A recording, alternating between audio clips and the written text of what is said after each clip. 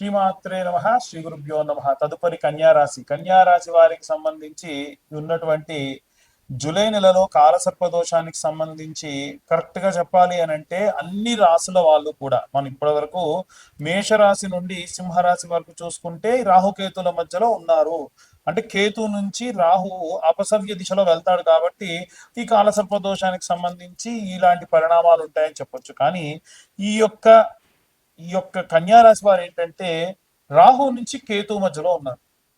దీని వలన ఏమవుతుంది అని అంటే మత్తుతో కూడినటువంటి రోజులు గడవడం, ఏవైనా చేసేటువంటి పనులలో జాప్యం కలగడం, కాస్త అనుకున్న పనులన్నీ కూడా తొందరగా పూర్తి కాకపోవడం, ఇలాంటివి జరుగుతూ ఉంటాయి. 12వ స్థానానికి వచ్చేసరికి కుజుడు మరియు కేతుగ్రహ సంచారం ఉంది కాబట్టి ఏవైనా సరే మీరు సీక్రసీ మెయింటైన్ చేయాలంటే మెయింటైన్ చేయలేకపోవడం. ఎందుకంటే పాపగ్రహ సంచారం, రెండు పాపగ్రహ సంచారాలు కుజుడు మరియు కేతు కాబట్టి దీని వలన ఏవైనా సరే ఇబ్బందులు కలగడం, అగ్నితత్వ రాశి అయిన కుజుడు ఉండడం వలన కోపం రావడం. 11వ స్థానంలో బుధగ్రహ సంచారం ఉండడం వల్ల సొసైటీలో మీరు ఏదైనా మంచి పేరు ప్రతిష్ట సంబంధించి ఫ్రాంచైజీకి సంబంధించినటువంటి వ్యాపారం తీసుకోవడం స్టార్టింగ్ స్టేజ్ లో అంత సక్సెస్ఫుల్ గా రన్ కాకుండా ఉండడం లాంటి ఇబ్బందులు జరగవచ్చు. అలాగే దశమ స్థానంలో ఈ యొక్క గురుగ్రహ సంచారం ఉండడం వలన మీ కెరీర్ కి సంబంధించి ఇమేజ్ కి సంబంధించి సత్ఫలితాలు పొందుతారు. అలాగే నవమ స్థానంలో శుక్రగ్రహ సంచారం ఉండడం వల్ల దూర ప్రాంతాలకు ప్రయాణం చేయడం, పిల్లల ఎడ్యుకేషన్ కోసం దూర ప్రాంతాలకు వెళ్ళడం, లేదా ఏదైనా దైవికమైన కార్యక్రమాల కోసం దూర ప్రాంతాలకు వెళ్ళడం లాంటివి జరిగే అవకాశం ఉంటుంది. జాగ్రత్తగా ఆరోగ్యాన్ని బాగా జాగ్రత్త చూసుకోండి.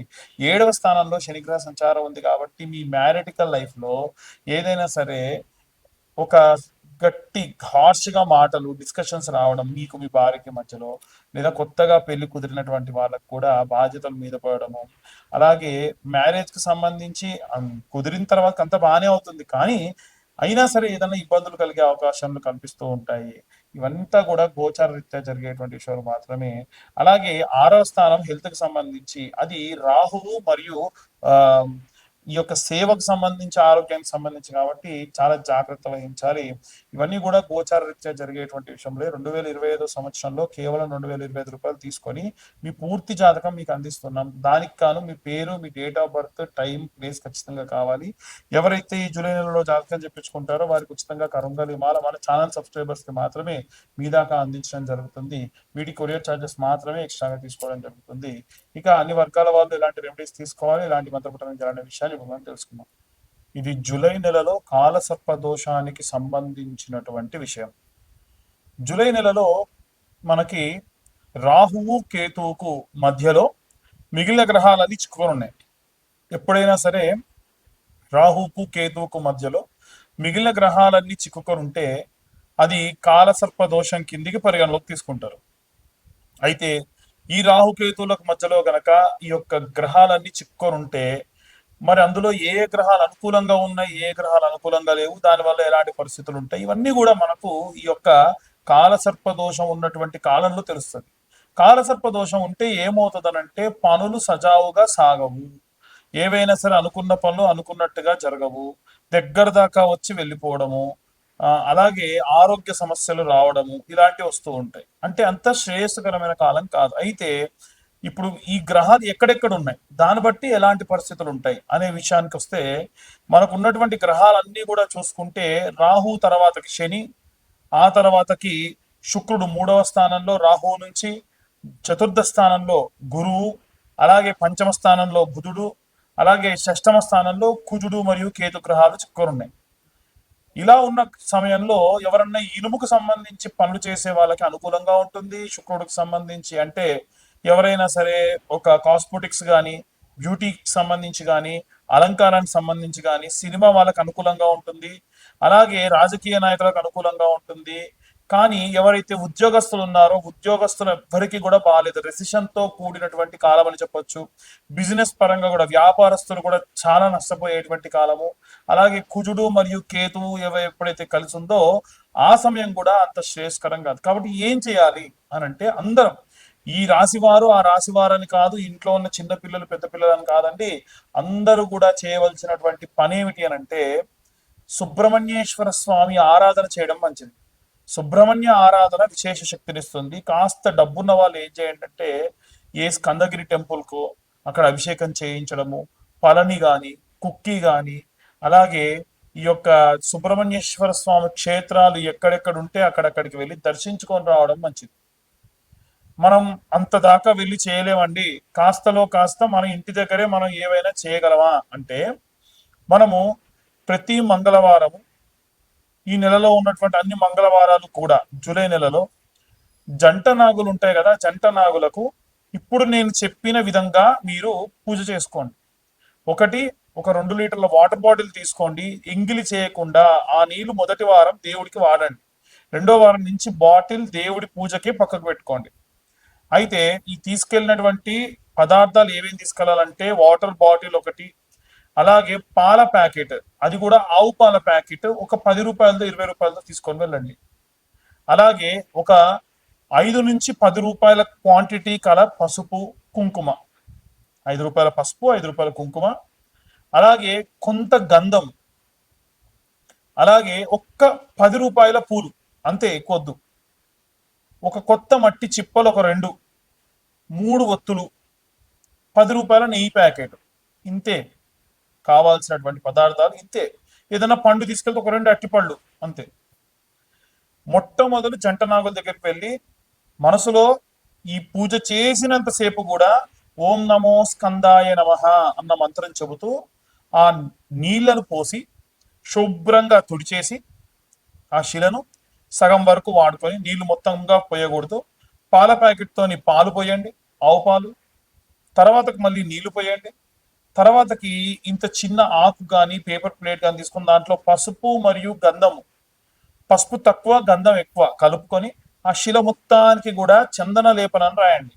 మనకు సుబ్రహ్మణ్య బాలము అని, సుబ్రహ్మణ్య గద్యము అని, సుబ్రహ్మణ్య కరావలంబ స్తోత్రము అని ఇలాంటివి ఉంటాయి. ఎవరన్నా చదవలేని వాళ్ళు ఈ కరావలంబ స్తోత్రం ఫోన్లో పెట్టేసుకొని మీ పక్కన పెట్టేసుకొని కేవలం ప్రతి పద్యానికి ఆఖరిలో శ్రీ సుబ్రహ్మణ్య కరావలంబం వల్లీసనాద మమదేహి కరావలంబం అన్న మంత్రం వస్తూ ఉంటుంది. ఆ ఆఖరి మంత్రాన్ని చెప్పినా చాలు, ఆ పద్యం అంతా వస్తుంది. కాన్సన్ట్రేషన్ అంతా పద్యం మీద పెడుతూ మనం ఆ శిలను రాస్తూ వల్లీసనాద మమదేహి కరావలంబం అని వస్తుంది. అలా వచ్చినప్పుడు ఓం నమో స్కందాయ నమః మనసులో అనుకుంటూ శిలకు రాయండి. ఆ గంధం పసుపు కొద్దిగా, గంధం ఎక్కువగా రాయండి. ఆ తర్వాతకి జంట నాగులు ఇలా ఉంటాయి కదా, ఇలా ఇలా ఉంటాయి. మనకి ఉన్నటువంటి జంట నాగులలో ఒక సర్పానికి కింది నుంచి, పడగ కింది నుంచి ఒక బొట్టు కుంకుమ తీసుకోవాలి, బొట్టు పెట్టాలి, మళ్ళీ కుంకుమ తీసుకోవాలి, బొట్టు పెట్టాలి, మళ్ళీ కుంకుమ తీసుకోవాలి, బొట్టు పెట్టాలి. అలా 11 బొట్లు ఒక సర్పానికి పెట్టండి. ఇంకొక సర్పానికి కింది నుంచి పైకి 10 బొట్లు కుంకుమ తీసుకొని బొట్టు పెట్టాలి. అలా స్వామివారి శరీరం పైన లేపనం చేసిన గంధాన్ని తీసుకొని చేతికి పెట్టుకొని, మీ పిల్లలు కూడా వచ్చారు మీతో పాటు, మీ ఆయన వచ్చారు, మీ ఆయనకు పెట్టండి, మీరు పెట్టుకోండి, మీరు ఇక్కడ రాసుకోండి, మీ పుస్తక తాడుకు పెట్టుకోండి, ఇంకొంచెం తీసుకెళ్తాను ఇంటికి తీసుకెళ్ళండి, ఇంట్లో ఉన్నటువంటి పసుపులోనో గంధంలోనో కలుపుకోండి, నిత్యం వాడుకోండి, చాలా మంచిది. ఇప్పుడు మీరు రాసిన తర్వాత ప్లేట్లో ఇంకొంచెం మిగిలింది, ఇంటికి తీసుకెళ్ళండి, రోజు మీరు వాడుకోండి. అయితే పొడిగా ఉన్నటువంటి పదార్థం ఏది కూడా తిరిగి ఇంటికి తీసుకెళ్ళకూడదు. స్వామివారిపై రాసినటువంటి ఆ గంధ లేపనాన్ని మాత్రమే మీరు ఇంటికి తీసుకెళ్ళాలి. ఇదంతా అయిన తర్వాత, చాలా మంది మొదలే దీపం వెలిగించమంటారు, అలా చేయకండి. అయిన తర్వాతకి దీపం వెలిగించాలి. 2 మట్టి ప్రమిదలు, ప్రతిసారి కొత్త మట్టి ప్రమిదలు, 2 మట్టి ప్రమిదలు, దాంట్లో ఒక 3 ఒత్తులు, 3 ఒత్తులు కలిపి ఒక ఒత్తి కింద చేంజ్ చేసి ఆవు నెయ్యి వేసి దీపం వెలిగించండి. ఆ తర్వాతకి 21 ప్రదక్షిణాలు చేయండి. ఇప్పుడు మొదటి వారం నుండి ప్రారంభించి 21 ప్రదక్షిణాలు ప్రతి వారం చేశారనుకోండి, 5 వారాలు ఉంటాయి. 5 వారాలు చేయాలి ఖచ్చితంగా. 5వ వారానికి వచ్చేసరికి మీరు ఎన్ని ప్రదక్షిణాలు చేసినట్టు అవుద్ది? 105 ఇంటూ 5 అంటే 21 ఇంటూ 5 అంటే 105 ప్రదక్షిణాలు చేసినట్టు అవుద్ది. ఆఖరి వారం 3 ప్రదక్షిణాలు ఎక్కువ చేయండి, 3 సార్లు బొట్టు ఎక్కువ పెట్టండి. దీని వలన మీరు పూర్తిగా 108 సార్లు ఈ యొక్క సుబ్రహ్మణ్యేశ్వర స్వామికి అంటే జంట నాగులకు ప్రదక్షిణ చేసిన దానితో సమానం. కాబట్టి విశేషంగా ఏదైనా సరే ఈ కాలసర్ప దోషానికి సంబంధించి నెల మొత్తానికి కూడా కాలసర్ప దోషం ఉంది కాబట్టి ఈ రకమైనటువంటి ఇబ్బందులు కలిగే అవకాశం ఉంటుంది. చాలా చాలా జాగ్రత్తగా ఈ యొక్క ప్రదక్షిణాలు చేసుకోండి. ఇలా చేయడం వల్ల విశేషంగా మీరు సత్ఫలితాలు పొందవచ్చు. ఇదంతా కూడా మేము గోచార రీత్యా చెప్పేటువంటి విషయములు మాత్రమే. చాలా మందికి చాలా రకాల అనుమానాలు ఉంటాయి. అయితే మన ఛానల్ చూసే వాళ్ళు నేను బాగా వెరిఫై చేసిన తర్వాతకి తెలుసుకుంది ఏంటంటే, మారుమూల గ్రామాల వాళ్ళు, ఉదాహరణకు చెప్పాలనంటే ఒరిస్సా బార్డర్ వరకు, విజయనగరము, శ్రీకాకుళము, కర్నూలు, ఆ అలాగే కడప జిల్లాల్లో ఉన్నటువంటి వాళ్ళు, నల్లగొండ జిల్లాలో ఉన్నటువంటి వాళ్ళు, కృష్ణా జిల్లాలో ఉన్నటువంటి వాళ్ళు, తెలంగాణలో కూడా నిజామాబాద్, బైన్సా దాకా కూడా చాలా మంది ఈ యొక్క వీడియోలు చూస్తూ ఉన్నారు.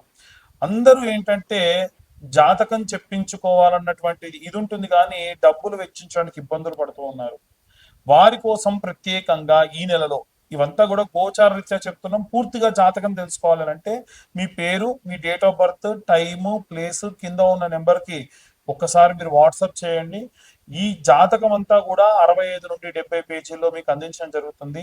2025 సంవత్సరంలో కేవలం రూ. 2025 మాత్రమే ఛార్జ్ చేయడం జరుగుతుంది జాతకం అంతా కూడా మీకు అందియడానికి. అయితే ఈ నెలలో ఎవరైతే జాతకం చెప్పించుకుంటారో వారికి పూర్తి ఉచితంగా ఈ కరుంగలి మాల ఇవ్వడం జరుగుతుంది. ఈ కరుంగలి మాల విశిష్టత ఏమిటంటే, పాతాల శంభు మురుగన్ దేవాలయం అంటే సుబ్రహ్మణ్యేశ్వర స్వామి మెడలో వేసినటువంటి కరుంగలి మాలలు మా దాకా వస్తాయి.